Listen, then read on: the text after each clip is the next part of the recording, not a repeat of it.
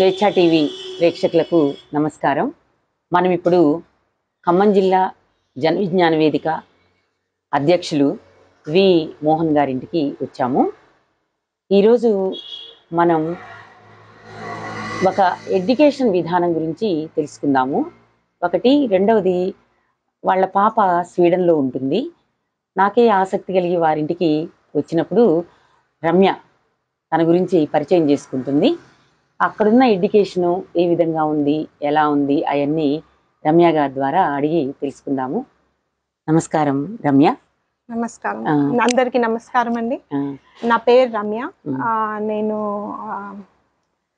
ఇప్పుడు స్వీడన్లో ఉంటున్నాము 5 years నుంచి. నా ఎడ్యుకేషన్ అంతా ఇక్కడే అయింది, ఖమ్మం డిస్ట్రిక్ట్లో. నేను ఇంజనీరింగ్ చేశాను ఖమ్మంలో. అండ్ నా స్కూలింగ్ అంతా ఇల్లందు వైరా అక్కడ అయింది. అండ్ నాన్న జన విజ్ఞాన వేదికలో యాక్టివ్గా పార్టిసిపేట్ చేస్తారు కాబట్టి చిన్నప్పటి నుంచి చాలా సైన్స్ ఫేర్స్లలో వీటిలలో యాక్టివ్గా పార్టిసిపేట్ చేశాను. అక్షరదీపం అనే కార్యక్రమం ఉండేది. దాంట్లో ఆల్మోస్ట్ 40 days ఒక గ్రూప్గా ఫామ్ అయ్యి విలేజెస్కి వెళ్ళి పీపుల్కి ఎడ్యుకేట్ చేయడంకి నాటకాల ద్వారా, పాటల ద్వారా అలా దాంట్లో పార్టిసిపేట్ చేశాను. సో ఇంకా సైన్స్ ఫేర్స్, చాలా సైన్స్ ఫేర్స్ అవి దాంట్లో కూడా అవార్డ్స్ డిస్ట్రిక్ట్ ఫస్ట్ అలా వచ్చాను. ఇదంతా మా నాన్న ప్రోత్సాహం.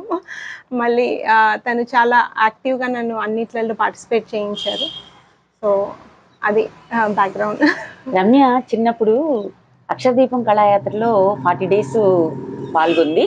అంతేకాకుండా సైన్స్ యాక్టివిటీస్ జల్పాయిగురి కార్యక్రమంలో ఆల్ ఇండియా సైన్స్ ఫెస్టివల్ అని కలకత్తాలో జరిగింది, జల్పాయిగురిలో. దాంట్లో కూడా మన స్టేట్ నుంచి కొందరు వెళ్ళారు, దాంట్లో నేను ఒకదాన్ని. పిల్లలకి శాస్త్రీయ భావాలు వేయటంలో తల్లిదండ్రుల పాత్ర చాలా ఉంటుంది అనేదానికి రమ్య ఉదాహరణ. తల్లిదండ్రులు ఇద్దరూ కూడాను ఎక్కడ కార్యక్రమాలు జరిగినా జన విజ్ఞాన వేదికకి సంబంధించి పిల్లల్ని తీసుకొని వచ్చేవారు. అట్లా తాను మంచి సైంటిఫిక్ టెంపర్గా ఎదిగిన ఉమెన్గా మనం గుర్తించవచ్చు. ఇప్పుడు రమ్య, మీరు ఇప్పుడు ప్రస్తుతం ఎక్కడ ఉంటున్నారు?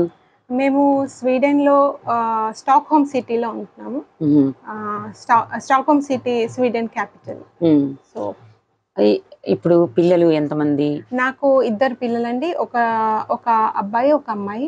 అబ్బాయి 8 years, అమ్మాయి 13. ఏం చదువుతున్నారు? అబ్బాయి 2nd grade లో ఉన్నాడు, మా అమ్మాయి 7th చదువుతుంది అక్కడ స్వీడన్లో. ఇప్పుడు రమ్య అమెరికాలోనూ ఉండి వచ్చింది, అదేవిధంగా స్వీడన్లోనూ ఉన్నది, ఇండియాలో కూడా తను చదువుకుంది. ఈ మూడింటి కంట్రీస్కి సంబంధించిన ఎడ్యుకేషన్ని ఏం పరిశీలించావు? అట్లనే అక్కడ విద్యకి సంబంధించి ఇప్పుడు ఇండియాలో చూసినట్లయితే చాలా మనీ ఖర్చు పెడుతున్నారు, ప్రైవేట్ ఎడ్యుకేషన్ అనేది వచ్చింది.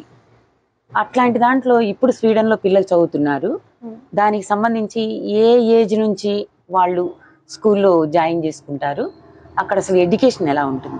నాకు తెలిసినంత వరకు స్వీడన్ ఎడ్యుకేషన్ సిస్టమ్ బెస్ట్ అని అంటారు. మేము కూడా చూస్తున్నాం, అది మాకు కూడా అలానే అనిపించింది. అక్కడ మేము స్వీడన్లో మా పిల్లల్ని 1 year తర్వాత ప్రీ స్కూల్లో జాయిన్ చేస్తారు. అది మ్యాండేటరీ కాదు, 6 years నుంచి మ్యాండేటరీ గవర్నమెంట్ ప్రకారం. సో 6 to 15 years వరకు అది మ్యాండేటరీ, ఖచ్చితంగా స్కూల్స్ వెళ్ళాలి పిల్లలు. అండ్ ఎడ్యుకేషన్ సిస్టమ్ అనేది చాలా ప్రాక్టికల్గా ఉంటుందండి.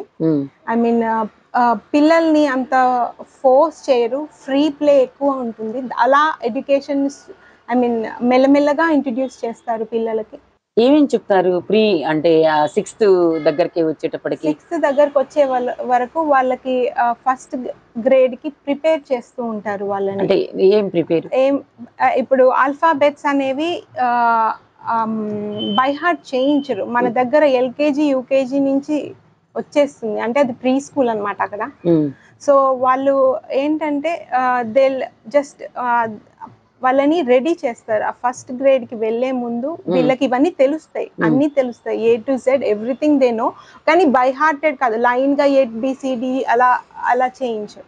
సో వర్డ్స్ చెప్తారు, ఆ వర్డ్స్ లో ఫస్ట్ ఫర్ ఎగ్జాంపుల్ డాగ్ అంటే ఎట్లా స్టార్ట్ అవుతుంది, ఏ సౌండింగ్ వస్తుంది, ప్రొనౌన్సియేషన్ తో స్టార్ట్ అవుతుంది. అలా కానీ డిఓజీ అలా అలా అలా అలా చెప్పరు. అండ్ వాళ్ళ మ్యాథ్ సిస్టమ్ కూడా చాలా, మేము ఫస్ట్ అనుకున్నాము మనం ఇండియన్స్ మ్యాథ్ లో చాలా స్మార్ట్ అంటే మనది హార్డ్ ఉంటుంది, వాళ్ళది లైట్ తీసుకుంటారు అనుకున్నాం. అది చాలా తప్పండి. వాళ్ళ ప్రొసీజరే డిఫరెంట్. వాళ్ళు ఇప్పుడు ఒక మ్యాథ్ క్వశ్చన్ ఇచ్చారంటే ఆ క్వశ్చన్ ని ఆన్సర్ కాదు, ఆ ఆన్సర్ ని ఎలా రాసావు, హౌ ఆ పాయింట్ ఎలా వచ్చావని ఎక్స్ప్లెయిన్ చేసి రాయాలి. అది మ్యాండేటరీ. పక్కన నువ్వు ఆన్సర్ రాస్తే నీకు మార్క్స్ ఇవ్వరు, పక్కన అది ఎందుకు అలా వచ్చింది అని అది కూడా ఎక్స్ప్లెయిన్ చేసి చెప్పగలగాలి. సో అప్పుడే అది కరెక్ట్, వాళ్ళు మార్క్స్ ఇవ్వాలి అన్న, గ్రేడింగ్ చెప్పాలన్నా చేస్తారు. ఇప్పుడు మన ఇండియన్ ఎడ్యుకేషన్ లో 1 to 100 వరకు నోటికి రావాలి, అట్లనే ఎక్కాలు కూడా నోటికి రావాలి. మీ చిన్నతనంలో చదువుకున్న అది కూడా అట్లనే ఉంది. అంటే స్పెల్లింగ్స్ అవి కూడా మనకు కొంచెం బై హార్ట్ చేపిస్తారు కదా.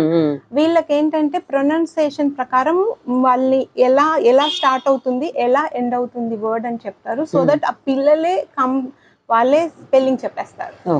సో అలా ఉంటుంది. బై హార్ట్ అంటే నాకు తెలిసినంత వరకు ఓన్లీ టేబుల్స్ మళ్ళీ మళ్ళీ రిపీటెడ్ గా చదవమంటారు, because there is no other option కదా టేబుల్స్ కి. అక్కడ ఫస్ట్ గ్రేడ్ అంటే గ్రేడ్స్ లాగా ఉంటాయా? ఫస్ట్ క్లాస్, సెకండ్ క్లాస్ ఇట్లా ఉంటుందా? LKG UKG ఎట్లా అది? First grade direct first grade start అవుతుంది. ఫస్ట్ గ్రేడ్ ముందు ఇంకొకటి ఉంటుంది, బిఫోర్ ఫస్ట్ గ్రేడ్ అని ఒకటి ఉంటుంది, అది కూడా 1 year ఉంటుంది. దాని తర్వాత ఫస్ట్ గ్రేడ్ కి వస్తారు. బిఫోర్ ఫస్ట్ గ్రేడ్ లో ఏం చెప్తారు? బిఫోర్ ఫస్ట్ గ్రేడ్ లో వాళ్ళకి ఐప్యాడ్స్ ఇస్తారు, ట్యాబ్స్ ఇస్తారు. ఆ ట్యాబ్స్ తోటి వాళ్ళు ఆ సౌండింగ్, ఆ పదానికి సౌండింగ్ ఎలా స్టార్ట్ అవుతుంది, అలా ప్రెస్ చేస్తే అలా ఆ వర్డ్ వస్తుంది. యాపిల్ అంటే అది ఎట్లా స్టార్ట్ అవుతుంది అనేది నేర్పిస్తుంటారు. అదే నేను అప్పటి నుంచి వాళ్ళకి ట్యాబ్స్ ఇవన్నీ ఉంటాయి, కానీ ఎక్స్టెన్సివ్ గా ఇవ్వరు, ఇచ్చేంత వరకు ఇచ్చేసి ఉంచేసుకుంటారు ఆ సిస్టమ్. మళ్ళీ ఇంకొక విషయం ఏంటంటే డ్యూరింగ్ కరోనా టైం రీసెంట్ గా నాకు తెలిసిన కంట్రీస్ లో 1 or 2 కంట్రీస్ పిల్లలు స్కూలింగ్ కి వెళ్ళారు డ్యూరింగ్ కరోనా టైమ్స్. అందరూ ఆన్లైన్ ఎడ్యుకేషన్ చేశారు కదా, అందరూ all the countries including US also. And మా పిల్లలు అంటే స్వీడన్ లో ఉన్న పిల్లలు వాళ్ళు స్కూల్స్ కి వెళ్ళారు during corona time. No lockdown. అంటే వాళ్ళ పద్ధతి ఏంటంటే హర్డ్ ఇమ్యూనిటీ. అంటే ఒకవేళ వచ్చినా కూడా they become immune to their immunity పెంచుకోవడం. నేచర్ తోని చాలా దగ్గరగా పిల్లల్ని పెంచుతారు. చాలా ఆ సిస్టమ్ అంటే నేచర్ కి వాళ్ళ బాండింగ్ చాలా పెంచుతారు చిన్నప్పటి నుంచి. చాలా చల్లగా ఉంటుందండి స్వీడన్, చాలా 6 months పైన మైనస్ అంటే మంచు పడుతుంది, చల్లగా ఉంటుంది. ఆ సిచ్యువేషన్స్ లో కూడా పిల్లలు బయటే ఉంటారు అయినా కూడా, అంటే అన్ని వేసుకొని. అక్కడ వాతావరణానికి తగ్గట్టుగా పిల్లల్ని ముందు నుంచే అలవాటు చేస్తారు అని చెప్పేసి అన్నారు. అట్లనే ప్రకృతికి అనుసంధానం కనుక అయినట్లయితే రోగనిరోధక శక్తి పిల్లల్లో ఎక్కువగా పెరుగుతుంది కాబట్టి ముందు దానికి బాడీని అలవాటు చేయటం అంతేనమ్మా? అవునండి. చిన్న పిల్లలు అంటే 6 months తర్వాత అలో చేస్తారు ప్రీ స్కూల్స్ లో. ఈవెన్ మదర్ ఇంట్లో నుంచి వర్క్ చేయకుండా ఇంట్లో పేరెంటల్ లీవ్ లో ఉన్నా కూడా పిల్లల్ని ఇండిపెండెంట్ గా పెంచడానికి అంటే కొన్ని అవర్స్ అయినా పంపిస్తారు. అలా పంపించి మళ్ళీ తీసుకొచ్చుకుంటారు. ఇట్ ఈస్ వాళ్ళు వర్క్ చేస్తున్నారని కాదు, వర్క్ చేయకపోయినా పిల్లలకి ఆ ఇండిపెండెన్సీ నేర్పించాలి అనే దాంతో 6 months డిపెండింగ్ ఆన్ ఎవరి ఇష్టాన్ని బట్టి వాళ్ళు 6 months నుంచి ఎలో చేస్తారు. 6 years వరకు ప్రీ స్కూల్ ఉంటుంది. ఇప్పుడు స్కూల్ బ్యాగ్ విషయంలో గానీ భాష, ఏ భాష నేర్పాలి? ఇప్పుడు ఇక్కడ ఇంగ్లీషే మెయిన్, ఇంగ్లీష్ వస్తేనే బాగా వచ్చినట్లు. మరి స్వీడన్ లో ఎటువంటి భాషని సిలబస్ లో నేర్పుతారు టీచింగ్ లో? అట్లనే స్కూల్ బ్యాగ్స్ బరువుతో కూడుకొని ఉంటాయా? ఎన్ని నోట్స్లు ఉంటాయి? ఇక్కడ నువ్వు నేను చదువుకున్నదని చదువుకున్నాను కాబట్టి నేను కంపేర్ చేసి చెప్పగలను. స్కూల్ పిల్లలకు బుక్స్ ఇవ్వరండి. 6th 7th గ్రేడ్ వరకు పిల్లలకి హెవీ బ్యాగ్స్ అస్సలు ఉండవు. వాళ్ళకి హోంవర్క్ కూడా మా అబ్బాయికి 2nd గ్రేడ్ లో ఉన్నాడు. హోంవర్క్ చాలా తక్కువ వచ్చి వాళ్ళని ఫస్ట్ 1 o'clock వరకు ఉంటుంది. Depending on class to class depend అవుతుంది. తర్వాత వాళ్ళు ఏం ఎంకరేజ్ చేస్తారంటే ఎడ్యుకేషన్ అయిపోయిన తర్వాత you have free time to other they allow you to అంటే వేరే కరికులర్ యాక్టివిటీస్ కి ఎంకరేజ్ చేయడానికి 1 వరకే ఉంటుంది. Even almost 5th 4th grade వరకు కూడా. తర్వాత కొంచెం మెల్లమెల్లగా పెరుగుతాయి. మేబీ మా అమ్మాయికి ఇప్పుడు 3 o'clock అలా ఉంటుంది, 7th గ్రేడ్ కాబట్టి. అండ్ వీళ్ళకి 3rd గ్రేడ్ లో 7th గ్రేడ్ లో 9th గ్రేడ్ లో సెంట్రల్ ఎగ్జామ్స్ ఉంటాయి. మనకి ఎలా అయితే 7th 10th లో అలా ఉంటాయి, వీళ్ళకి 3rd grade 7th grade 9th grade లో ఉంటాయి. ఇప్పుడు అక్కడ 9th గ్రేడ్ అంటే ఇక్కడ ఏ క్లాస్ కిందకు వస్తుంది? 9th గ్రేడ్ లో ఎగ్జామ్స్ ఉంటాయట. మన దగ్గర ఎట్లా ఉంటుందంటే ఎల్కేజీ దగ్గర నుంచే రేపు పరీక్ష ఉంది అని ముందల్లే పిల్లల్ని భయపెడుతూ ఉంటాం. పరీక్షణంగానే పాపం ఆ చిన్న పిల్లవాడు నిద్రపోడు. ఇంకా అట్లనే ఇంట్లో పేరెంట్స్ కూడా నిద్రపోరు. అది మన ఎడ్యుకేషన్ సిస్టంలో ఉన్నది. రమ్య, కొంచెం ఎడ్యుకేషన్ సిస్టము తర్వాత మార్కులు ఇటువంటి ప్రెషరైజ్ అస్సలు చేయరండి పిల్లల్ని. అది మెయిన్ థింగ్. వాళ్ళ ఇంట్రెస్ట్ ని ఎలా ఎంకరేజ్ చేయాలి అనేది మెయిన్ ఉంటుంది వాళ్ళ దాంట్లో. ప్రతి దాంట్లోనూ పిల్లల్ని పనిషింగ్ కూడా చాలా తక్కువ. అసలు మీకు తెలుస్తుంది అనుకుంటే ఏదో మూవీ కూడా వచ్చింది కదా, పిల్లల్ని అంటే ఎక్కువ మన ఇండియన్స్ కొట్టడం కానీ గట్టిగా అరవడం కానీ అలాంటివి అస్సలు చేయనివ్వరు. వాళ్ళకి చిన్నప్పటి నుంచి రైట్స్ అని నేర్పిస్తుంటారు. అది కొంచెం మనకి చాలా వియర్డ్ గా చాలా డిఫరెంట్ గా అనిపిస్తుంది. చిన్నప్పటి జస్ట్ ప్రీ స్కూల్ నుంచే దిస్ ఈజ్ యువర్ రైట్ అని చెప్తారు. వింటున్నారండి? మన ప్రేక్షకులందరూ చాలా శ్రద్ధగా వినాల్సిందే. ప్రీ స్కూల్ నుంచే పిల్లలకి వాళ్ళ హక్కుల గురించి చెప్తారట. మనం ఏం చేస్తామంటే, అంటే మన దగ్గర ఉన్నది ఏదైనా ప్రశ్న వేయంగానే నీకెందుకు అని చెప్పేసి తల మీద ఒక ముట్టికాయ కొట్టడము, నీకు అవసరమా అని అనటము అని అంటాం. కానీ ఇక్కడ స్వీడన్లో మాత్రం తప్పనిసరిగా rights, this is your right అని చెప్పేసి చెప్తారు అనేది మన ముందు రమ్య చెప్తుంది. ఒకటి ఏదన్నా టీచర్స్ మధ్య ఆ ర్యాపో చాలా డిఫరెంట్ గా ఉంటుందండి. అసలు నేను అంటున్నాను, స్కూల్ టీచర్ తో మా అమ్మాయికి మీటింగ్స్ జరుగుతుంటాయి. ఇక్కడ పీటీఎం అంటారు, పేరెంట్ టీచర్స్ మీటింగ్ అంటారు ఇండియాలో. ఎందుకంటే మా అమ్మాయి 2nd గ్రేడ్ బెంగళూరులో చదివింది కాబట్టి అది తెలుసు నాకు. సో బట్ అక్కడ ఏంటంటే దాన్ని కూడా పేరెంట్స్ మీటింగే అంటారు. కానీ దాంట్లో పేరెంట్స్ జస్ట్ కూర్చొని ప్రేక్షకుల్లాగా వినాలి. అక్కడ టీచర్ ఆ స్టూడెంట్ మాట్లాడుకుంటా ఉంటారు. స్వీడన్ లో గోల్స్ సెట్ చేస్తారు. అమ్మాయికి నువ్వు ఎలా ఏది కష్టం అనుకుంటున్నావు, ఏది ఎలా ఉంది, గోల్స్ సెట్ చేస్తారు. నెక్స్ట్ ఇయర్ కి ఇది అని నేను జస్ట్ వింటూ ఉంటాను as a parent. And goals మనకేం చెప్తారంటే, ఇన్ కేస్ పిల్లలు ఏదైనా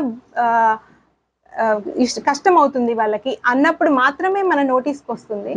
అదర్వైజ్ మనీ బానే ఉంటే మీరు జస్ట్ కూర్చొని చూడాలంటే. ఇక్కడ ఫీజులు చూసినట్లయితే చదివించుకోలేని స్థితికి ఉంది. అట్లనే గవర్నమెంట్ స్కూల్. నువ్వు ఏ స్కూల్లో చదివావమ్మా ఇక్కడ నువ్వు చదువుకున్నప్పుడు? నేను వైరాలో, అంటే నాన్న టీచర్ కాబట్టి డిఫరెంట్ స్కూల్స్ చేంజ్ అవుతూ వచ్చాము. ఇక్కడ ప్రైవేట్ స్కూలింగ్ సిస్టమ్ లాగా అస్సలు ఉండదండి. బికాస్ ఫ్రీ అక్కడ. స్వీడన్ లో education is free. I mean mandatory ఏమో 9th గ్రేడ్ వరకు. First to 9th grade is mandatory for everyone. తర్వాత వాళ్ళ విష్ కి వదిలేస్తారు. కానీ తర్వాత ఎడ్యుకేషన్ కూడా ఫ్రీ, ఆల్మోస్ట్ ఫ్రీ. నాకు ఎగ్జాక్ట్ డీటెయిల్స్ తెలియదు, ఎందుకంటే మా పిల్లలు ఇంకా చిన్న వాళ్ళు. తెలిసినంత వరకు నేను షేర్ చేస్తున్నాను. సాధారణంగా ఎక్కువ సార్లు రాయిస్తేనే రైటింగ్ వస్తుంది అని అంటారు కదా, మరి అక్కడ ఎట్లా? ఇప్పుడు చిన్నపిల్లలు కదా, వాళ్ళకి రాయిస్తారు, వాళ్ళు కూడా అది బిలీవ్ చేస్తారు. రైటింగ్ పేపర్ అంటే depends on teacher to teacher, అది కూడా ఉందండి. ఎందుకంటే నేను కూడా వెళ్ళాను స్కూల్కి అక్కడ. ఎందుకంటే నేను భాష నేర్చుకోవడానికి అక్కడ ఫ్రీ ఎడ్యుకేషన్ ఉంటుంది. బయట నుంచి వచ్చిన వాళ్ళకి ఫ్రీగా స్వీడిష్ నేర్పిస్తారు. క్లాసెస్ ఉంటాయి లిటరల్ గా పెద్ద పెద్ద వాళ్ళకి. అది నేను కూడా వెళ్ళాను. అక్కడ దాన్ని నాకు కనిపించిన టీచర్ ఆమె నన్ను పేపర్ తీసుకొని పెన్ తోని రాయడానికి చెప్పింది క్లియర్ గా. చిన్న పిల్లలకి ఎలా నేర్పుతారో ఎగ్జాక్ట్ గా అలా చెప్పినప్పుడు నాకు ఆశ్చర్యం అనిపించింది. మీకు ఎంత అడ్వాన్స్ సిస్టమ్ అయింది కూడా, but the way they think కొంచెం డిఫరెంట్ గా అనిపించింది నాకు. చాలా ఇయర్స్ తర్వాత ఫస్ట్ పేపర్ మీద పెన్ తో రాస్తే కూడా విచిత్రంగా ఉండే. ఏ భాషలో వాళ్ళకి టీచింగ్ నడుస్తుంది? టీచింగ్ మొత్తం మా పిల్లలు పబ్లిక్ స్కూల్లో ఉన్నారు. సో పబ్లిక్ ఇంకా ప్రైవేట్ స్కూల్స్ కూడా ఉంటాయి, ఇంటర్నేషనల్ స్కూల్స్ అంటారు వాటిని. వాటికి ఫీ బాగానే ఉంటుంది, కానీ కొన్ని ఇంటర్నేషనల్ స్కూల్స్ ఫ్రీగా ఉంటాయి డిపెండింగ్. ఎందుకంటే ఇప్పుడు వేరే దేశం నుంచి వచ్చి కొన్ని రోజులే అంటే స్వీడన్ లో ఉండాలి అనుకునే వాళ్ళకి ఇంటర్నేషనల్ స్కూల్స్ కొన్ని ఫ్రీగా ఉంటాయి, కండిషన్స్ ప్రకారం. నువ్వు ఎన్ని రోజుల వరకు, ఎన్ని మంత్స్ ఉంటావు అనే దాన్ని బట్టి. కానీ ఎక్కువ స్వీడిష్ లోనే నడుస్తుంది. మొత్తం స్వీడిష్ లోనే ఉంటుంది. మరి ఇంగ్లీషు అట్లనే మాతృభాష వీళ్ళకి అదే ఎలా? మాతృభాష నేర్చుకోవాలి పిల్లలు. వాళ్ళ ఇంట్లో ఏ లాంగ్వేజ్ మాట్లాడతారో ఆ మాతృభాష నేర్చుకోవాలని వాళ్ళు ఎంకరేజ్ చేస్తారు. ఇప్పుడు ఎక్కడెక్కడి నుంచో వస్తారు. ఇప్పుడు మన వాళ్ళు ఇండియా నుంచి వచ్చిన వాళ్ళలో డిఫరెంట్ స్టేట్స్ డిఫరెంట్ లాంగ్వేజెస్ మాట్లాడతాయి. అయినా కూడా వాళ్ళు అంటారు, మీ ఇంట్లో మీరు మాతృభాషలోనే మాట్లాడండి, పిల్లల్ని ఎంకరేజ్ చేయండి.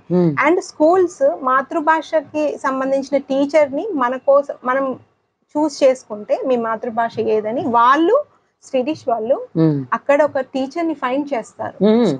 స్కూల్లో ఫైండ్ చేసి after school hours mother tongue classes అని పెడతారు. చాలా బాగుంది. After school hours mother tongue నేర్పిస్తారు అనేది, అంటే అమ్మ భాషను మాత్రం ఎక్కడ మర్చిపోనివ్వకుండా చేస్తారు అనేది స్వీడన్ లో మనకి తెలుస్తా ఉంది. వెకేషన్స్ అసలు ఎలా ఉంటాయి? వెకేషన్స్ అక్కడ 4 సీజన్స్ ఉంటాయండి. 4 సీజన్స్. అదే ఆకురాలే కాలము, చలికాలము, స్ప్రింగ్, వసంతకాలం, ఎండాకాలం, ఈ 4 సీజన్స్ క్లియర్ గా ఉంటాయి. సో ఆటమ్ లో హాలిడేస్ ఉంటాయి, అంటే ఆకురాలు కాలంలో ఉంటాయి. సమ్మర్ లో పెద్ద బ్రేక్ ఉంటుంది, ఆల్మోస్ట్ 2 మంత్స్ ఉంటుంది. మళ్ళీ వింటర్ బ్రేక్ ఉంటుంది, అది క్రిస్మస్ టైంలో. ఇప్పుడు ఎగ్జిబిషన్స్ గానీ, తర్వాత ఇప్పుడు పాప 7th గ్రేడ్కి వచ్చింది, ఎక్స్పెరిమెంట్స్ గానీ, సైన్స్ అవి ఎలా ఉంటాయి?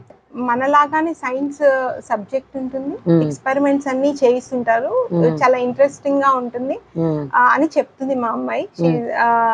సో ఇంకా ఇవి కాకుండా మనకి ఏంటంటే లైఫ్ స్కిల్స్, సర్వైవింగ్ స్కిల్స్ నేర్పిస్తారు చిన్నప్పటి నుంచే.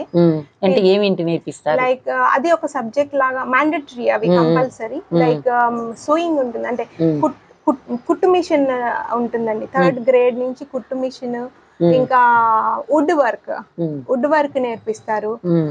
ఇంకా 6th గ్రేడ్ అంటే కొంచెం ఏజ్ ప్రకారం, ఇప్పుడు 6th గ్రేడ్ లో వాళ్ళకి కుకింగ్, బేకింగ్, అంటే అలా అవి క్లాసెస్ లాగా ఉంటాయి.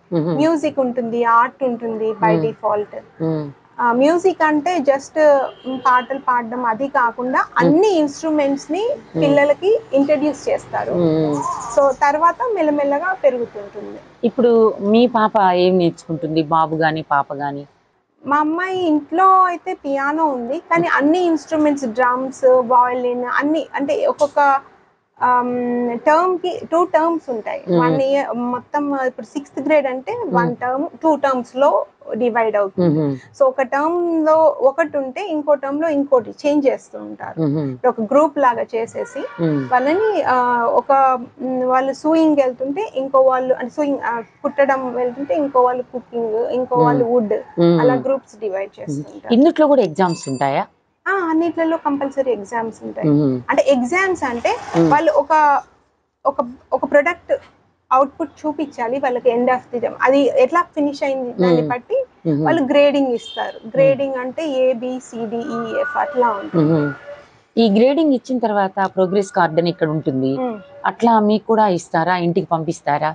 అంటే మాకు యాక్చువల్గా ఈమెయిల్లో కూడా వస్తుంది, న్యూస్ లెటర్ లాగా పంపిస్తారు. న్యూస్ లెటర్ లాగా ఎవ్రీ వీక్ ఏం జరిగింది, పిల్లలకి ఏమేమి చెప్పాము అవన్నీ ఉంటాయి. అది కాకుండా ఎండ్ ఆఫ్ ది ఇప్పుడు మా అమ్మాయిది ఇవాళ ఈమెయిల్ పంపించారు ఇది గ్రేడింగ్, ఇలా గ్రేడ్స్ వచ్చాయి అని చెప్పేసి. మీరు చెక్ చేస్తారా పేరెంట్స్ గా? ఎవ్రీ వీక్ వాళ్ళని మమ్మల్ని చెక్ చేయమంటారు.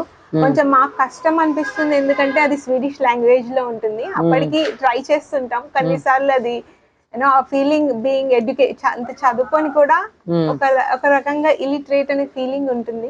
దేంట్లో అయినా ప్రోస్ అండ్ కాన్స్ ఉంటాయి. మా ఒపీనియన్ ఏంటంటే పిల్లలకి బెస్ట్ ఎడ్యుకేషన్ ఇప్పిద్దాము ఆపర్చునిటీ ఉన్నప్పుడు.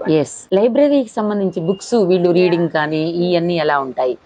చిన్నప్పటి నుంచి అంటే ప్రీ స్కూల్ నుంచి వాళ్ళని ఎంకరేజ్ చేస్తారు బుక్స్ చదవడానికి. చాలా బుక్స్, చాలా రోజు టీచర్స్ చెప్తా ఉంటారు పేరెంట్స్ కి, ఇంట్లో పిల్లలకి పడుకునే ముందు బుక్స్ చదవండి, లౌడ్ గా చదవండి, సో దట్ వాళ్ళ వొకాబులరీ చిన్నప్పటి నుంచి లౌడ్ గా చదవాలి, సో దట్ వాళ్ళ విని వాళ్ళ వొకాబులరీ పెరుగుతుంది అని.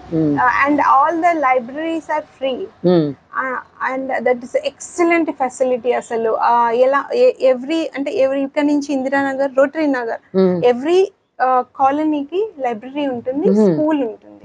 సో స్కూల్స్ ఎలా ఉంటాయంటే, ఇప్పుడు మీరు ఇక్కడ ఉంటే ఇక్కడ లొకేషన్ లో లివ్ చేస్తే ఆ దగ్గర schools 5 minutes, no buses, no other transportation, school కి దగ్గరగా ఇస్తారు. మీరుండే లొకేషన్ ని బట్టి ఇస్తా ఉంటారు. ఆ లైబ్రరీస్ కూడా అలానే ఉంటాయి అండ్ ఫ్రీ. ఎన్నైనా ఒక కార్డు ఉంటుంది బేసిక్ గా, దాన్ని మనము స్వైప్ చేస్తే ఎన్నైనా తీసుకోవచ్చు. అవి మళ్ళీ రిటర్న్ చేయాలి, మళ్ళీ అది త్రూ అవుట్ కంట్రీలో ఎక్కడైనా రిటర్న్ చేయొచ్చు. పిల్లలు ఇంట్రెస్ట్ గా చదువుతారా? మా పిల్లలు జనరల్ గా కంపారిటివ్లీ నేను చూసాను, వాళ్ళు ఫస్ట్ నుంచి ఎంకరేజ్ చేస్తారు కాబట్టి ప్రీ కేజీ నుంచి కూడా చాలా మంది లైబ్రరీ చాలా యూజ్ చేసుకుంటారు బాగా. అందరికి స్కూల్లో వాళ్ళకి బుక్స్ ఇచ్చేసి ఇంటికి పంపించి మనకు చెప్తారు కి ఇది చదువుతున్నారు, మీరు చదివిపించండి, నేను బుక్స్ పంపిస్తారు. లైబ్రరీ సిస్టమ్ చాలా బాగుంటుంది అసలు. మా అమ్మాయి పిల్లలందరూ బాగా బుక్స్ ఎంకరేజ్ చేస్తారు కాబట్టి వాళ్ళు బాగా ఆ నాలెడ్జ్ పెంచుకుంటారు. ఆటలకి సంబంధించి మామూలుగా ప్లే గ్రౌండ్స్ ఎలా ఉంటాయి? స్కూల్స్ అనగానే ఇక్కడ స్కూల్స్ లో చాలా కంజెస్టెడ్ గా ఉంటుంది గదుల్లో ఉన్నట్లు, కానీ అక్కడ దానికి సంబంధించి ఆటలు ఎలా ఉంటాయి? మీరు ఇందాక మాట్లాడుతూ వాతావరణంలో పచ్చిక మైదానాలు ఎక్కువగా ఉంటాయి అని అన్నారు. ఆ ఆటల్ని ఏ ఆటలు అక్కడ ఆడుతూ ఉంటారు పిల్లలు? వాటిని ఏ టైంకి వాళ్ళు కేటాయిస్తారు? సిలబస్ అవుద్దో లేదో అని ఇక్కడలాగా ఆటల నుంచి దూరం చేయటం అటువంటి ఉంటాయా? నేను ఎగ్జాంపుల్ చెప్తాను. మా అమ్మాయి బెంగళూరులో సెకండ్ స్టాండర్డ్ చదివింది. సో సెకండ్ స్టాండర్డ్ చదివేటప్పుడు తన్ని బయటికి వెళ్ళి నేను తీసుకెళ్ళాలి, దానికి ఫిజికల్ యాక్టివిటీ కల్పించాలి, బయటికి వెళ్ళాలి అంటే ఫస్ట్ హోంవర్క్ అంతా ఫినిష్ చేసే వరకు టైం ఉండేది కాదు నాకు ప్లే గ్రౌండ్ కి తీసుకొని వెళ్ళడానికి. వీళ్ళకు ఆ ఉండే 1 o'clock లోపలే మధ్యలో ఒక లంచ్ బ్రేక్, మధ్యలో ఒక ప్లే బ్రేక్, మళ్ళీ సపరేట్ గా స్పోర్ట్స్ క్లాస్ ఉంటుంది. అండ్ అది నాకు ఎలా చేస్తున్నారో నాకు అర్థం కావట్లేదు. మనకి ఇంత కష్టం అవుతుంది అంటే ఐ సా అది 5 years బ్యాక్, 5 కాదు ఆల్మోస్ట్ 10 years బ్యాక్ అలా ఉంటుంది. ఐ డోంట్ నో ఇప్పుడు ఎలా ఉందో తెలీదు. కాకపోతే అప్పుడే మా అమ్మాయిని అలా తీసుకెళ్ళి ఆ సెకండ్ గ్రేడ్ కి, అదే వీళ్ళ స్కూల్లో వాళ్ళు ఇవన్నీ మధ్యలో ఎంకరేజ్ చేస్తూ స్టిల్ ఎడ్యుకేషన్ అంత బాగా ఎలా ఇవ్వగలుగుతున్నారో తెలియదు. ఈ ఎడ్యుకేషన్ అంతటిని ఇప్పుడు మామూలుగా ఎలా వాళ్ళు మీట్ అవుతున్నారు? ఇదంతా కూడాను పేరెంట్స్ మీ దగ్గర నుంచి ఏమీ వసూలు చేయకుండా గవర్నమెంట్ అంటే ట్యాక్స్ చాలా హై ఉంటుంది స్వీడన్ లో. ఆల్మోస్ట్ ఆన్ యావరేజ్ 32% ట్యాక్స్ లో వెళ్తుంది. సో ఆ మనీని వీళ్ళు ఇలా యూస్ చేస్తుంటారు. అలానే కాదు, ఈవెన్ మన పీపుల్ కి రెగ్యులర్ గా రోడ్స్ కానీ ఆ ఫెసిలిటీస్, ఇప్పుడు స్కూల్స్ కి అందరికి పిల్లలకి ఫ్రీ ఎడ్యుకేషన్ సిస్టమ్, లంచ్ అక్కడే తినాలి, బాక్స్ తీసుకెళ్ళకూడదు, ఆప్షన్ లేదు. నువ్వు పంపిస్తా అన్నా కూడా తీసుకెళ్ళనివ్వరు, లంచ్ అక్కడే తినాలి పబ్లిక్ స్కూల్స్ లో మెయిన్ గా. సో అది కూడా వాళ్ళే ప్రిఫర్ చేస్తారు, అది మ్యాండేటరీ. లైక్ మనకు మీకు కాకపోతే ఇది బాక్స్ తీసుకెళ్ళొచ్చు, లంచ్ వేరే చేయొచ్చు, అలా ఉండదు.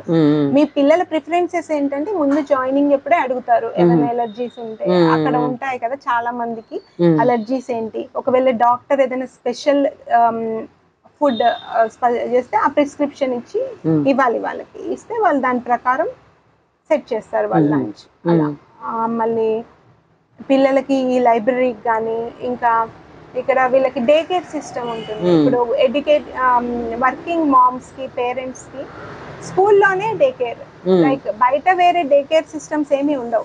ఇప్పుడు వీళ్ళ స్కూల్లోనే ఆఫ్టర్ అయిపోయిన తర్వాత తను మూవ్ అయిపోతాడు డే కేర్ లో, మా అబ్బాయి.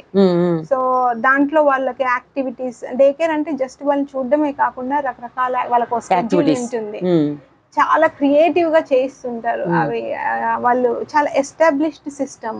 డే కేర్ కూడా మనీ, మరి డే కేర్ కి పే చేయాలి, డే కేర్ కి పే చేయాలి. కానీ పబ్లిక్ మిగతా ఎడ్యుకేషన్ దేనికి ఉండదు, కానీ డే కేర్ అయితే ఎక్స్ట్రా పే చేయాలి. వర్కింగ్ మామ్స్ ఉంటారు, వర్కింగ్ మామ్స్ అండ్ పేరెంట్స్. మళ్ళీ పేరెంటల్ లీవ్స్ ఉంటాయి, మెన్ కి ఉమెన్ కి సేమ్ ఉంటుంది, సేమ్ అమౌంట్ లీవ్ ఇస్తారు. లైక్ 6 months మినిమం, 6 months, తర్వాత 2 years వరకు కూడా ఎక్స్టెండ్ చేస్తారు. అంటే మెటర్నిటీ లీవ్, పెటర్నిటీ లీవ్ రెండు ఉంటాయి, ఇద్దరికి సమానంగా ఉంటాయి. వాళ్ళు ఏం చేస్తారంటే మదర్ కొన్ని ఫస్ట్ తీసుకుంటారు, తర్వాత బేబీ కొంచెం గ్రో అయిన తర్వాత మదర్ వెళ్తుంది చదువు అది జాబ్ కి, మళ్ళీ ఫాదర్ తీసుకుంటారు. బాగుంది, అలా ఉంటుంది. మన ఇండియా దగ్గరకు వచ్చేసరికి మదరే అన్ని పెంచాలి, అన్ని పనులు వాళ్ళే చేయాలి, కానీ అక్కడ ఈక్వల్ గా షేర్ చేసుకోవాల్సిందే కంపల్సరీ. అప్పుడు ఒకవేళ వర్కింగ్ అంటే ఈ మెటర్నిటీ లీవ్ ఇచ్చినప్పుడు లీవ్ శాలరీ అది ఉంటుందా? అంటే ఎంతో పర్సెంటేజ్ ఉంటుంది, 70, ఐ డోంట్ నో, నాకు కరెక్ట్ గా తెలియదు, కానీ ఎంతో పర్సెంటేజ్ అయితే ఇస్తారు. ట్యాక్స్ కట్టడంలో మీరు బర్డెన్ గా ఫీల్ కావట్లేదా? అస్సలు అనిపించదు. ఇప్పుడు మనం పే చేసే ట్యాక్స్ మన కళ్ళ ముందు కనిపిస్తుంటుంది ఎలా యూజ్ అవుతుందని. అప్పుడు ఈవెన్ దో అది కాస్ట్ ట్యాక్స్ హైలీ పే చేస్తాము, బట్ ఆ సాటిస్ఫాక్షన్ ఉంటుంది మనం చూసినప్పుడు అవి ఎలా యూజ్ అవుతున్నాయి, మన కోసమే యూజ్ అవుతున్నప్పుడు ఆబ్వియస్ గా మనకు అనిపిస్తుంది ఇట్స్ ఓకే, మన కోసమే యూజ్ అవుతాం, మన పిల్లల కోసము, వాళ్ళకి ఎడ్యుకేషన్ సిస్టమ్ అలా ఇవ్వడానికి. అది కాకుండా పిల్లలు ఉన్న పేరెంట్స్ కి ఎవ్రీ ఫ్యామిలీకి గవర్నమెంట్ 1250 krona ఇస్తుంది. 1250 krona 1 krona is 8 rupees. So అది దేనికోసం ఇస్తుంది? పిల్లల్ని అన్ని ఫెసిలిటీస్ వాళ్ళకి కల్పించండి అని చెప్పడానికి.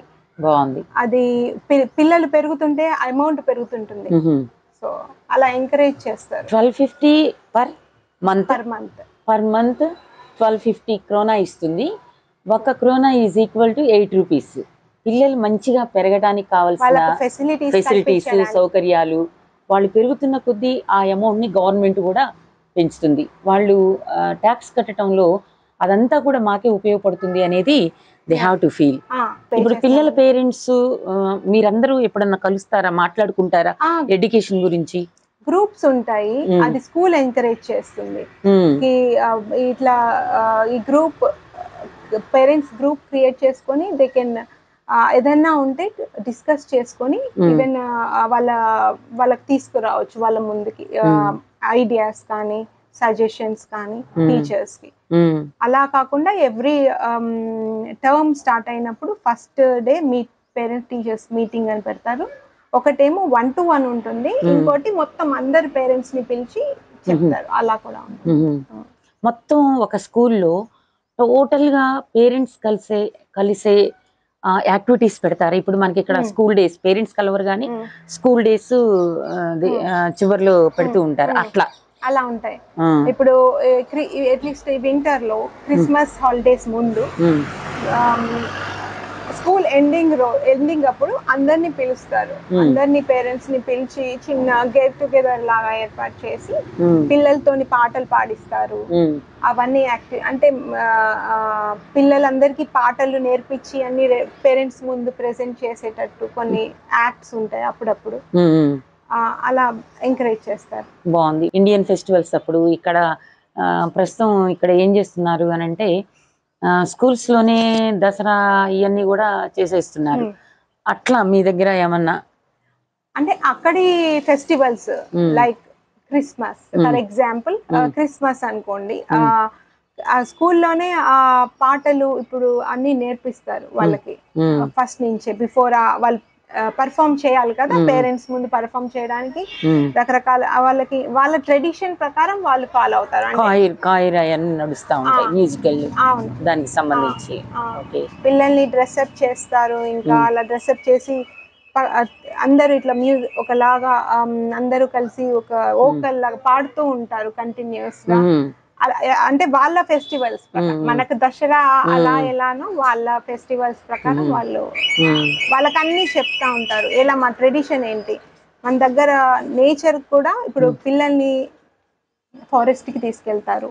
వాళ్ళకి ఏమేమి అంటే సమ్మర్ లో మెయిన్ గా, ఎందుకంటే అప్పుడే బయటికి వెళ్ళడానికి వీలుగా ఉంటుంది కాబట్టి అప్పుడే గ్రీన్ లీవ్స్ అవన్నీ ఉంటాయి. అదర్వైజ్ మొత్తము ఆకులు రాలి అన్నీ ఉంటాయి. సమ్మర్ లో పిల్లల్ని వాక్ కి తీసుకెళ్తారు, ప్రకృతి పరిశీలన. అలా తీసుకెళ్లి వాళ్ళకి అవి ఏమేమి బెర్రీస్ ఉన్నాయి ఏంటి వాటిని టేస్ట్ చేపిస్తారు. ఏవేవి హార్మ్ఫుల్, ఇప్పుడు మష్రూమ్స్, పుట్టగొడుగులు, రకరకాల పుట్టగొడుగులు ఉంటాయి. కొన్ని పుట్టగొడుగులు తినకూడదు. సో వాళ్ళకి అవి అవేర్నెస్, లైక్ మన ఏరియాలో మన స్వీడన్ లో ఎట్లాంటివి ఉంటాయి, వాటిని ఏవి తినొచ్చు ఏవి తినరాదు అండ్ అని చిన్న పిల్లలకి. పెద్ద పిల్లలకి అంటే ఇప్పుడు 7th grade మా అమ్మాయికి, వాళ్ళకి ఏంటి అంటే ఫారెస్ట్ లోకి తీసుకెళ్లి మ్యాప్ ఇస్తారు. నువ్వు ఇక్కడ ఎక్కడున్నావు, సో సర్వైవల్ స్కిల్స్, నువ్వు ఎక్కడ ఉంటే అక్కడి నుంచి అక్కడికి రీచ్ అయ్యగా అదొక టెస్ట్ అన్నమాట. సో అలా టెస్ట్లు అలా నేర్పిస్తుంటారు సర్వైవ్ అయ్యేటట్టు వాళ్ళకు ఇండిపెండెన్సీ అనేది యాక్చువల్ గా అది మెయిన్. ఇంకొక ప్రశ్న, జపాన్ లో ఎడ్యుకేషన్, ప్రైమరీ ఎడ్యుకేషన్ లో వాళ్ళు ఇంటికి సంబంధించిన మొత్తం అన్ని నేర్పిస్తారు. వీళ్ళకి కూడా అటువంటి ఏమైనా నేర్పిస్తారు? ఫ్యామిలీ రిలేషను తర్వాత అటువంటి ఏమన్నా ఉన్నాయా? అంటే వాళ్ళు మీరు అంటున్న అది లేకపోయినా ఇప్పుడు మనం ఒక స్కూల్లో అప్లై చేసాం ఒక పిల్లల్ని, మా బాబుని అప్లై చేసాం. అప్లై చేసినప్పుడు వాళ్ళకి ఒక సిబ్లింగ్ ఉందంటే మోర్ ప్రిఫరెన్స్ ఇస్తారు. ఆ చాయిస్ మనం అప్లై చేసిన దానికి ఉండడానికి ఫ్యామిలీ రిలేషన్స్ బాగా ఇంపార్టెన్స్ ఇస్తారు. వాళ్ళకి చెప్తూ ఉంటారు. ఎట్లయితే మదర్ టంగ్ గురించి ఎలానైతే చెప్తారో ఫ్యామిలీ వాల్యూస్ కూడా అలా ఇంపార్టెన్స్ ఇస్తారు. హెల్త్ కి సంబంధించి పిల్లలకి చిన్నప్పుడే ఏదన్నా వస్తే, కొన్ని హెల్త్ ప్రశ్నలు ఏదన్నా వస్తే టక్కున డాక్టర్ గారి దగ్గరికి పోవటం, లేకపోతే ఏదన్నా మెడికల్ షాప్కి వెళ్ళి మనమే అడిగి తీసుకురావటం, అలాంటివన్నీ ఎలా ఉంటాయి? పిల్లల విషయంలో మాత్రం 18 years వరకు అంతా ఫ్రీ అండి. ఏదైనా కూడా ఫ్రీ పిల్లల విషయంలో. అండ్ స్కూల్లో సిస్టర్ ఉంటుంది కంపల్సరీ. సో వాళ్ళకి ఇమీడియట్ గా ఏమన్నా అటెన్షన్ కావాలంటే తను స్కూల్లో ఉన్నప్పుడు ఏమన్నా అయితే అలా ఉంటుంది. అదర్వైజ్ పిల్లలకి ఏ రకమైన డెంటల్ ప్రాబ్లం ఏదైనా కానీ అది ఫ్రీ. అండ్ చాలా అటెంటివ్ గా చాలా బాగా చూసుకుంటారు. వెంటనే టాబ్లెట్స్ వేయటం ఇటువంటివన్నీ కూడా జరుగుతాయా? టాబ్లెట్స్ ఇవ్వరు పిల్లలకి కానీ పెద్దవాళ్ళకి కానీ, యాంటీబయాటిక్స్ కానీ అసలు. మేము 2 years లో ఎన్నోసార్లు పిల్లలకి కోల్డ్ కాఫ్ వస్తుంటుంది, మాకు వస్తుంటుంది, పిల్లల నుంచి మాకు వస్తుంటుంది, ఫ్యామిలీ మొత్తం వస్తుంది. అది అలానే తగ్గిపోతుంది అంటారు కానీ అన్లెస్ ఇట్ ఈస్ ఫీవర్ 100 దాటితే తప్పితే వాళ్ళు ఏ రకమైన మెడిసిన్ ఇవ్వరు. యాంటీబయాటిక్స్ అనేది ప్రసక్తే లేదు. మేము 2 years నుంచి ఇప్పటి వరకు ఏ మెడిసిన్ వేసుకోలేదు. సో అసలు ఇవ్వరు. అపాయింట్మెంట్ కూడా ఇవ్వరు. ఇప్పుడు డాక్టర్ కి ఫోన్ చేసాం అనుకోండి, ఈ ప్రాబ్లం ఉంది అని, ఫోన్ చేసినప్పుడు ఫస్ట్ సిస్టర్ పిక్ చేస్తుంది. డాక్టర్ కి ఎప్పుడు మీకు డైరెక్ట్ యాక్సెస్ ఉండదు. సిస్టర్ పిక్ చేసి తను అంటుంది కి ఏమి మీ ప్రాబ్లం ఏంటి అంటే ఆమె మనకి ఎక్స్ప్లెయిన్ చేయాలి. అది ఆమె సాల్వ్ చేయగలిగితే ఇలా యూజ్ చేయండి అని చెప్పేసి వదిలేస్తుంది. అప్పుడు ఆమె థింక్ చేస్తే డాక్టర్ నీడ్ ఉంది అని అప్పుడు మనకు అపాయింట్మెంట్ ఇస్తారు. అపాయింట్మెంట్స్ విషయంలో అంత తొందరగా దొరకవు, 2-3 months పడుతుంది ఒక అపాయింట్మెంట్ దొరకడానికి. ఆ process very very very long. మనకి పెద్దవాళ్ళకి, మనకి ఇండియన్స్కి అయితే అది హారిబుల్ అనిపిస్తుంది, ఎందుకంటే మనం వెంటనే ఉరుకుతాం డాక్టర్ల దగ్గరికి కాబట్టి. అక్కడ నోవే. అంటే యాంటీబయాటిక్స్ వలన శరీరం దెబ్బతింటుంది అనేది అక్కడున్న కాన్సెప్ట్. అంతేకాకుండా శరీరాన్ని ఎంత మేరకు పెయిన్ భరించగలిగితే అంత మేరకి పెయిన్ భరించాలి, అది అంతేనా? అవును. కానీ మేము ఎమర్జెన్సీ సిచ్యువేషన్, లైక్ మీరు లైఫ్ అండ్ డెత్ సిచ్యువేషన్ ఉంటే మాత్రం తప్పకుండా అటెన్షన్ దొరుకుతుంది, అది వేరే విషయం. ఎవరైనా సరే క్యూలో వెళ్ళాలి, అది అది అది అటువంటి మీకేమన్నా? అంతే, ఎవరైనా ఇప్పుడు ఎంత రిచ్ అయినా ఎంత పూర్ అయినా కానీ వాళ్ళు సేమ్ హాస్పిటల్ కి వెళ్తారు, సేమ్ క్యూ లో ఉంటారు, అంతే సేపు వెయిట్ చేస్తారు, ఏ డిఫరెన్స్ ఉండదు. అండ్ మీరు ఏ రకమైన జాబ్ చేయండి అవుట్ సైడ్, మీరు మీ జాబ్ చేసేయండి, బయట మీ రెస్పెక్ట్ సేమ్ ఉంటుంది మీకు, మీరు ఏదైనా చేయండి, అది రెస్పెక్ట్ మాత్రం కంపల్సరీ అందరికీ. హ్యూమన్ బీయింగ్ మీకు ఎలా రెస్పెక్ట్ ఇవ్వాలో అలానే ఇస్తారు. వర్కింగ్ అవర్స్ ఎలా ఉంటాయి, అట్లనే హైయర్ అథారిటీస్ తర్వాత ఇక్కడ అవన్నీ ఎలా ఉంటాయి? ఇక్కడ వర్క్ లైఫ్ బ్యాలెన్స్ బాగా ఉంటుంది యూరప్ లో. అంటే ఇప్పుడు మనం 8 to 5 జాబ్ అంటే 8 to 5 ఎవరైనా కానీ 8 to 5 తర్వాత వాళ్ళ ఓన్ పర్సనల్ లైఫ్ కి ఇంపార్టెన్స్ ఇవ్వాలి. సాటర్డే సండే కంపల్సరీ అన్ని జాబ్స్ లలో సెలవే. సాటర్డే సండే అన్ని రకమైన ప్రొఫెషన్స్ టోటల్ గా అందరూ ఫ్యామిలీతో ఉండాల్సింది. ఆ ప్రిఫరెన్స్, ఆ ఫ్యామిలీ వర్క్ లైఫ్ బ్యాలెన్స్ అంటారు, అలా ప్రిఫరెన్స్ ఇస్తారు. పెద్ద ఉన్నత స్థాయి ఉన్న వాళ్ళకి లో అంటే తక్కువ శాలరీ ఉన్న వాళ్ళని ఎలా ఉంటుంది? అది అంత డిఫరెన్స్ పెద్దగా ఉండదు, ఎందుకంటే అక్కడ labour charges are very very high, చాలా హై, మనము ఎఫోర్డ్ చేయలేము. ఐ డోంట్ థింక్ సో ఎవరు లేబర్ ఎంత రిచ్ పీపుల్ అయినా కానీ they have to do their own work. Very very extreme cases. అంటే మీరు అమెరికా కూడా చూశారు కదా, అక్కడ ఇక్కడ ఒకే రకంగా ఉంటుంది రెస్పెక్ట్ ఇవ్వటంలో. అవును, అంతే. ఎక్కడైనా యుఎస్ లో కానీ స్వీడన్ లో కానీ మేము చూసింది అదే. ఇప్పుడు నువ్వు ఏ జాబ్ అయినా చెయ్యి, బయటికి వచ్చిన తర్వాత జాబ్ అయిపోయి సేమ్ రెస్పెక్ట్ ఉంటుంది, అంతే ప్రిఫరెన్స్ ఇస్తారు. అంతేకాని నువ్వు ఈ జాబ్ చేసావు అయ్యో అట్లా మన దగ్గర చాలా ఉంటుంది కదా, అది అలా ఉండదు. మామూలుగా పిల్లలు ఇంత మంచి వాతావరణంలో పెరుగుతున్నారు కదా, ప్రశ్నలు వేస్తారా మంచిగా మిమ్మల్ని? చాలా. వాళ్ళు అదే వాళ్ళకి ఏంటంటే అదే చెప్పాను కదా, రైట్స్ అని ఇస్తారు ముందే చెప్తారు. సో వాళ్ళు ఫ్రీడమ్ ఆఫ్ స్పీచ్ చాలా ఉంటుంది. అది చిన్న పిల్లల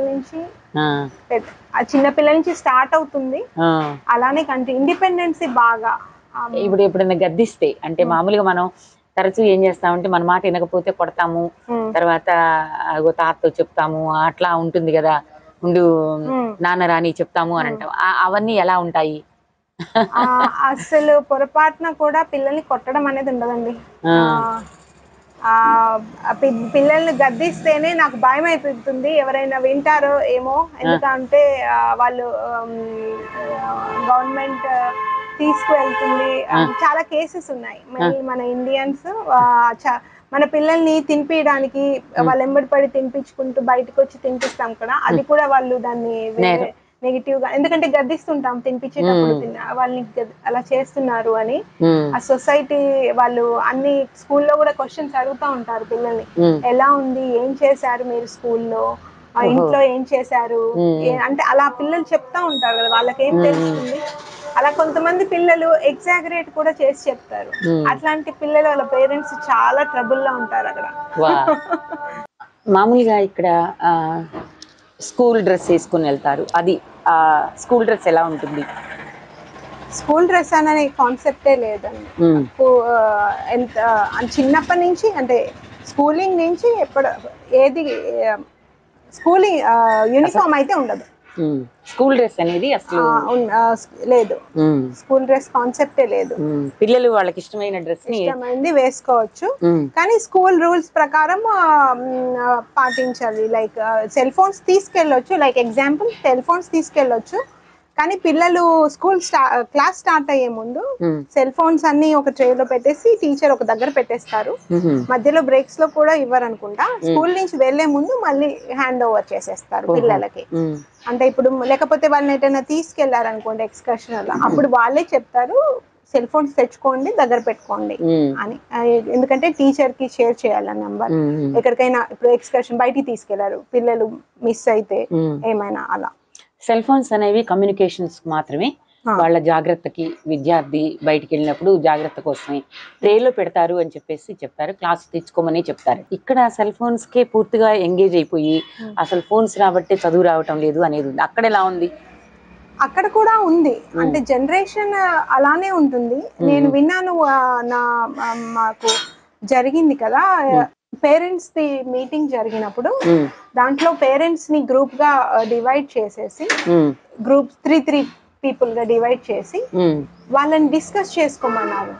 ఏంటి ప్రాబ్లమ్స్, ఏంటి పిల్లల మధ్య మీ ప్రాబ్లమ్స్ ఏం ఫేస్ చేస్తున్నారు మీరు, అలా ఫేస్ చేసినప్పుడు దాన్ని ఎలా ఓవర్కమ్ అవ్వాలి అని. అప్పుడు ఆ డిస్కషన్ లో నేను విన్నాను అదర్ పేరెంట్స్ నుంచి, కి వాళ్ళ పిల్లలు కూడా అంతే, అంటే జనరేషన్ అలా ఉంది, టిక్ టాక్ అవన్నీ యూస్ చేస్తూ ఉంటారు.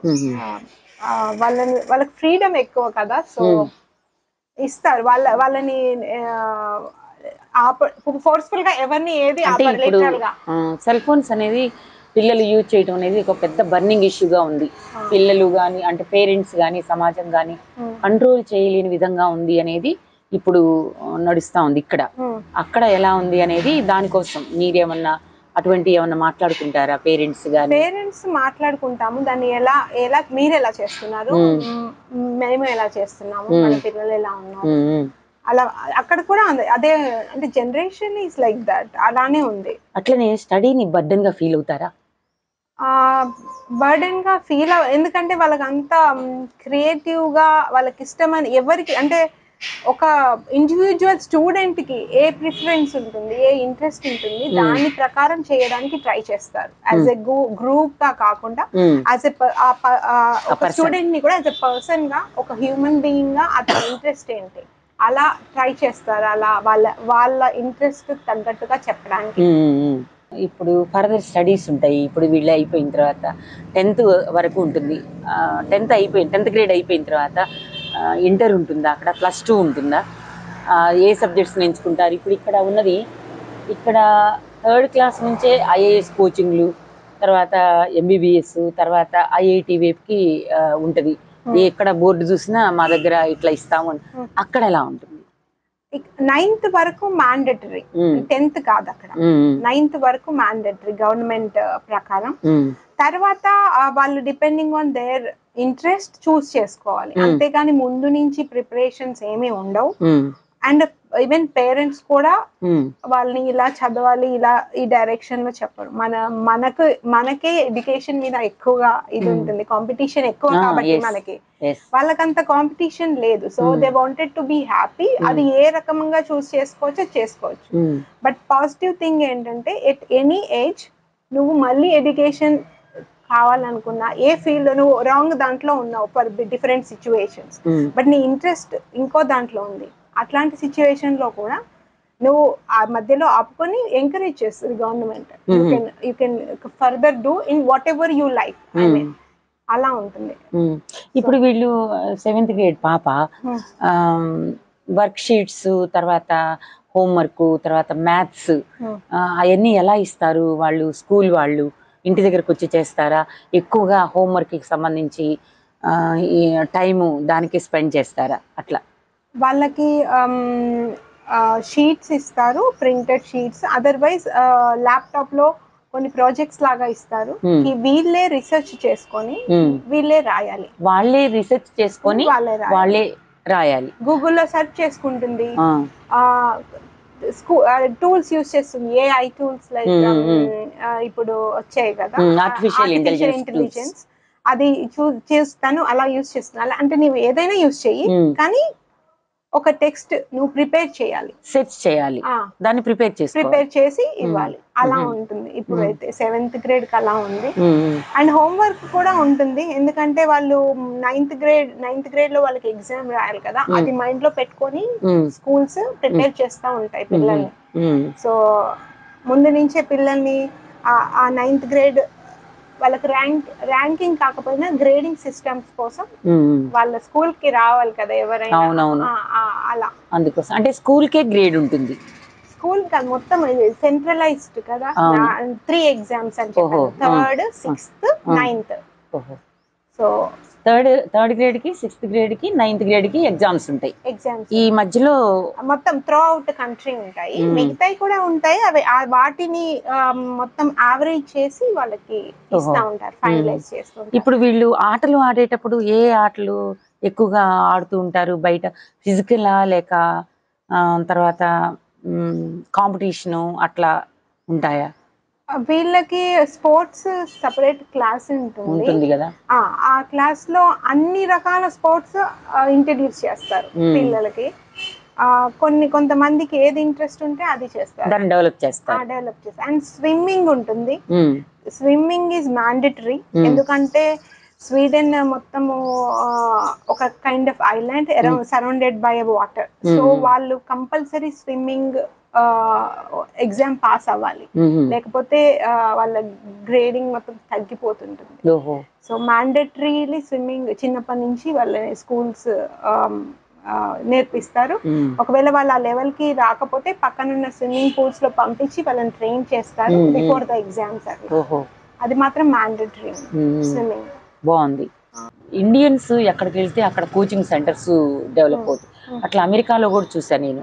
వాళ్ళు వచ్చి రాగానే స్టెమ్ కోర్స్ కి పంపించటం, English, maths, science, technical course, ఇట్లా స్వీడన్ లో కూడా ఉందా? అలా ఏమీ లేదు, కానీ నేను చెప్పాను 3rd, 6th గ్రేడ్లలో ఉండే ఎగ్జామ్స్ లో మెయిన్ గా ఇంగ్లీష్, స్వీడిష్, మ్యాథ్ ఎగ్జామ్స్ ఉంటాయి. కానీ 9th grade లో మాత్రం మిగతా సోషల్, సైన్స్ అన్ని ఉంటాయి, ఓన్లీ 9th grade. సో అంత కోచింగ్ ఇప్పుడు స్కూల్లో పిల్లలు ఏదైనా ఇప్పుడు మ్యాథ్ లో వాళ్ళకి ఏదైనా హెల్ప్ కావాలి, హోంవర్క్ హెల్ప్ అని, స్కూలింగ్ తర్వాత స్పెషల్ గా టీచర్స్ ఉంటారు, వీ కెన్ గో. పిల్లలకి అవసరం వాళ్ళు అనుకుంటే పోయి ఆ క్లాస్ లో కూర్చొని వాళ్ళని హెల్ప్ అడగవచ్చు. అలా తోటి పిల్లలు వీళ్ళ పట్ల ఎలా ఉంటారు? అంటే అనేక కంట్రీస్ నుంచి అక్కడ చదువుకుంటూ ఉంటారు కదా, అది ఎలా పిల్లలు ఏమన్నా చెప్పడం కానీ నన్ను ఇలా చూస్తున్నారు, ఇప్పుడు అమెరికాలో రేసిజం అట్లాంటివి ఉంటాయి, అట్లా స్వీడన్ లో కూడా ఉంటుందా? మేము యుఎస్ లో కూడా 2 years ఉన్నాం కదా. యుఎస్ లో కంపారిటివ్లీ ఎక్కువ రేసిజం ఉంటుంది అని మా అభిప్రాయం. స్వీడన్ లో కూడా ఆబ్వియస్ గా ఉంటుంది, కానీ వెరీ వెరీ లెస్. వాళ్ళు చాలా లిబరల్ గా ఉంటారు. Unless you should know the language ఒకటి, వాళ్ళ దేశం మొత్తం అదే భాష మాట్లాడతారు కాబట్టి స్వీడిష్ ప్రిఫరెన్స్ ఇస్తారు, కానీ ఇంగ్లీష్ లో కూడా చాలా మంది మాట్లాడతారు. ఇంగ్లీష్ స్పీకింగ్ కంట్రీస్ లో స్వీడన్ ఒకటి మంచి ఇంగ్లీష్ మాట్లాడుతుంది చాలా మంది. అండ్ ఇంకొకటి ఏంటంటే ఎంత ఏజ్ అయినా కానివ్వండి వాళ్ళని సార్, మేడం అని అయితే పిలవరు. ఎలా పిలుస్తారు? పేరు పట్టి పిలుస్తారు. ఇప్పుడు మాకు నైబర్ ఉండేది, తను 83 years old, తన పేరు లీనా అని పిలుస్తాం. మా బాబు కూడా లీనా అని పిలుస్తాడు. వాడు 6 years, ఆమె 86 years. అయినా కూడా వాళ్ళు సార్, మేడం అని పిలవరు, లీనా అని పిలుస్తారు. సేమ్ అమెరికా అక్కడ కూడా అంతే. బాగుంది. ఇది గారు అని పిలవకపోతే మన దగ్గర గర్వం అని అనుకుంటారు, కానీ ఇట్లా ఈక్వల్ గా ఒకళ్ళనొకళ్ళు పేరు పెట్టి పిలుచుకోవటం, అట్లనే రేసిజం అనేది కూడా తక్కువ. భాష అట్లా కాకుండా ఓన్ చేసుకుంటారు. ఓన్లీ డిఫికల్టీ ఏంటంటే లాంగ్వేజ్ డిఫరెంట్. స్వీడిష్ కాబట్టి పిల్లలకి దేశం అంతా కూడా తెలుస్తుందా? మీరున్న ప్రాంతమే కాకుండా అట్లా ఈ స్వీడన్ లో ఇవన్నీ ఉన్నాయి ఇది అనేది చిన్నప్పటి నుంచి స్వీడన్ గురించి మొత్తం డీటెయిల్స్ అన్ని చెప్తారు.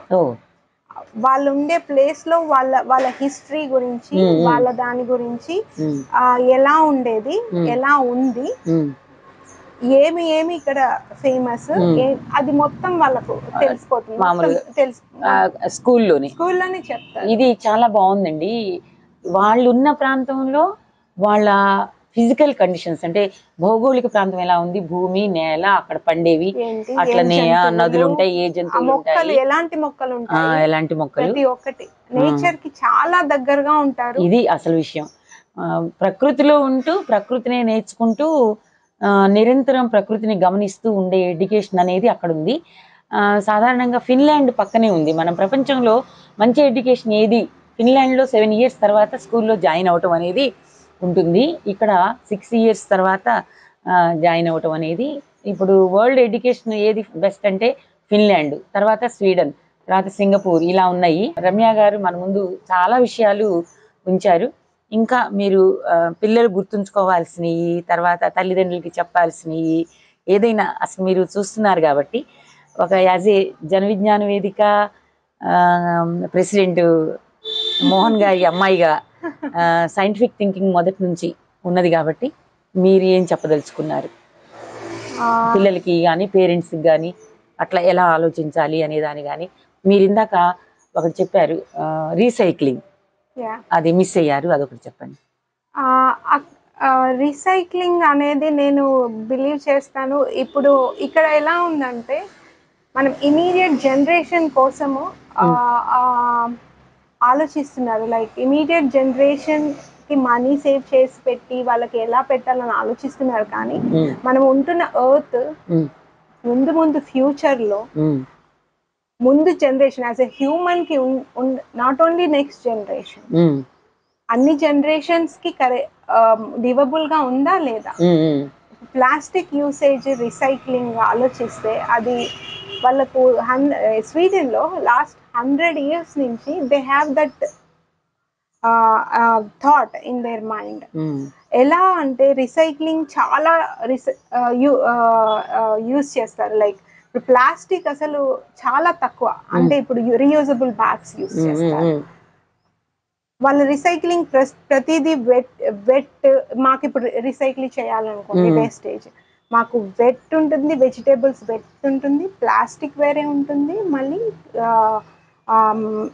ఎలక్ట్రానిక్ వేరే ఉంటుంది, మళ్ళీ కాగితాలు అది వేరే ఉంటుంది. ఇవన్నీ డివైడ్ చేసి వేయాలి ఇంటి దగ్గర నుంచి సపరేట్ గా. అక్కడ తీసుకెళ్లి పడేసినప్పుడు పొరపాటున మా కమ్యూనిటీలో ఇప్పుడు కెమెరాస్ ఉంటాయి. ఇన్ కేస్ నువ్వు పొరపాటున ఏదైనా పెట్టావు అనుకో దానికి ఫైన్ వేసేస్తారు, hundreds of krona ఇస్తారు. దానికంటే మనము బెటర్ డివైడ్ చేసి, అంటే డివైడ్ చేసి వేసిన తర్వాత పొరపాటున మనం ఒక వస్తువు ఎక్కడ పెట్టాలో తెలియక ఆ సిస్టమ్ లో ఎక్కడ పెట్టాలో కొన్నిసార్లు తెలియదు. ఇప్పుడు ఒక వస్తువు ఇరిగిపోయింది, దాన్ని ఎక్కడ వేయాలి, ఏ సిస్టమ్ మా ఎగ్జాంపుల్ మేము అలా చేసాం, పక్కన పెట్టాం తీసుకెళ్ళి. మిగతా అన్ని ఎవ్రీథింగ్ ఈజ్ రైట్. అది పెట్టినందుకు వాళ్ళు ఎన్ని 5,000 6,000 రూపీస్ వేశారు. ఎందుకు వేశారు అని మేము అడిగితే అది ఎప్పుడు 3 months బ్యాక్ జరిగింది. మాకు అప్పుడు కొత్తగా వచ్చాము ఆ ప్లేస్ కి, ఎక్కడ పెట్టాలో ఆ రీసైక్లింగ్ అది ఎక్కడ చేయాలో తెలియదు. సో అలా పెట్టినందుకు సో అలా ఉంటుంది సిస్టమ్. ప్లాస్టిక్ అనేది చాలా తక్కువ యూస్ అయ్యి మనకి ఇప్పుడు చూస్తే ఫర్ ఎగ్జాంపుల్ అలా పడేస్తూ ఉంటారు.